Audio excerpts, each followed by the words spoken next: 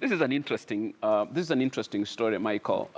Keen cry out for justice over IEBC rally deaths. We've been talking about this the whole week, that Kenyans went to the streets to ask for a new IEBC.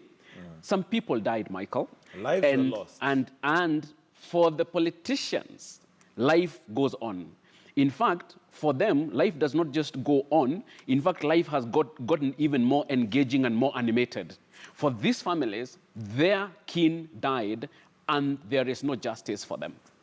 It's a very sad state of affairs. Very sad state of affairs, and I hope it's a wake-up call. Very sad. So that what you've been saying, Prof, that the stakes are not high necessarily for Mwananchi, but for the politicians in this election. For the politicians now, in this where election. we are coming from, IEBC, of course, there were protests and all that. And by the way, when you read this story, he was not even one of the protesters. There you are. He was on his way, according to his wife, his way to work, minding his own business.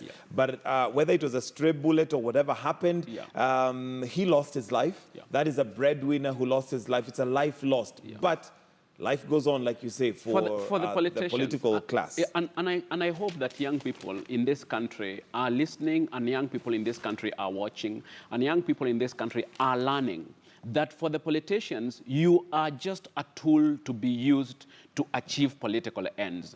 Do not put yourself in the line of fire. Do not put yourself at the disposal of these politicians. They don't care about you. If they cared about you, if they cared about Kenyans, the first people who should be pursuing this case, in fact, this issue should not be coming out, should be brought, by the politicians themselves. And especially those who are rallying and calling for the change of IEBC, then they should be there to say, listen, woman, your husband lost his life in a cause for life, and we're not going to let his blood just dry like that. There you are. His blood should be crying out for him.